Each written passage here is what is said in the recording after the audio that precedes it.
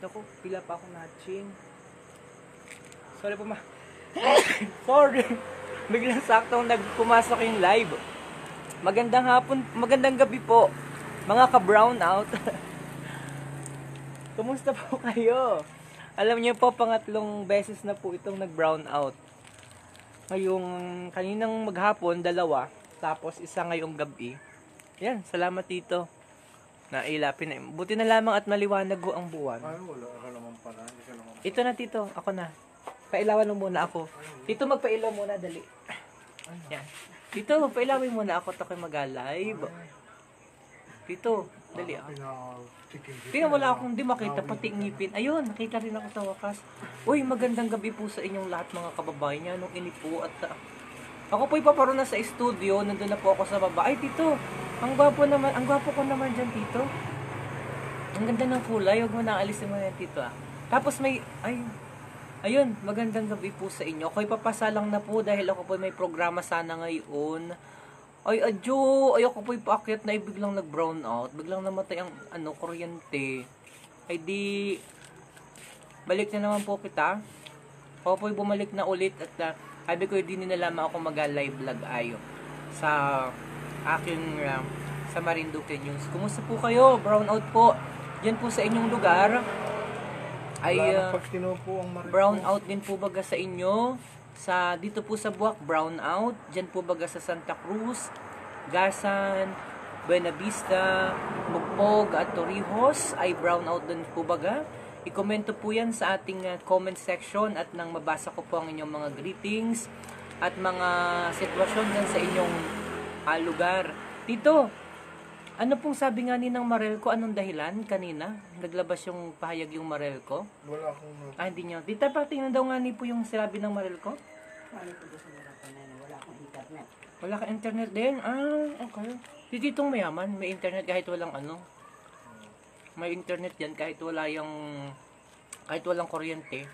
Kahit walang Ayun, brown out po dito. Sabi ang parang nabasa ko ay may natumba daw. Naku. Nanyog. Kasi ka daw buong Marinduque brown out kanina. Wala nang ginawa yung hinapulak niya. Maril ko na yun baka maulat. Ay, parang wala akong nakakita mga comment. Ba't wala akong nakakita mga comment po mga kababayan? Hindi ko alam ba't walang napasok na comment. Baka mahina yung signal ko. Mag-a-update lamang po ako sa inyo. Baka hinarang ng maril ko. Nakain po ako ng yanong kunat na mani. Bili ko doon ay sa kapitbahay namin. Ito hindi na ako mabili doon ng mani, yung kunat. Ang sakit sa ngipin. Matagal rin aring nguya-nguya eh. Matagal ang busog na rin. Well, napasok na comment, ba't gaon? Pangabulaan pati yun ay. Uy, tawagan natin bukas si GM talaga. Naku, naman si Kong. Uy, bakit po brown out ngayon, Marelco? Oo, nakalagay. Power interruption update. Ito nga dito, bawasa ako. Ang mga interruption Ayun na si Nandiyan na si Adrian galing sa studio. Supposed to be may programa ho kami sa studio. Hindi kami nakapag-programa. Dahil dalawang pagkaroon ng aberya ng planta sa Bantad, Buwak. Ayun. At pagsabit ng kawayan sa linya ng Napocor sa may parte ng Balacan, Bugbog. Okay. Para po sa inyong kalaman. Okay, so ang dahilan po nung dalawang brownout kanina ayon sa inilabas na pabatid, paalaala ng madilim ka. Madilim ako, basahin ko lamang po yung batid paalaala ng Marelco ha. Ayon po dito ay kanina ho para sa kaalaman ng lahat ito po ay pangatlong beses na po na brown out dito sa ating probinsya. Dalawa po kaninang isa kaninang umaga, isa sa panintanghali at isa ngayong gabi. Ang sabi po ng Marelco, power supply situation. Ang magkasunod na power interruption na nararanasan natin ngayong araw sa buong probinsya ay dahilan sa pagkakaroon ng aberya sa planta. Diyan naman po sa Bantad, Buwak at pagsabit ng kawayan sa linya ng Napocor sa may parte ng Balanacan, Mugpog. Ito po ay para sa inyong kaalaman. So yun daw po yung dahilan Bakit itong pangatlo? So itong pangatlo, ang hindi natin alam, ano naman ang dahilan. Oh, yung dahon ng nyug. Hindi, baka na naman sumabit yung elepante. Ay, Kaya oo. matagal-tagal.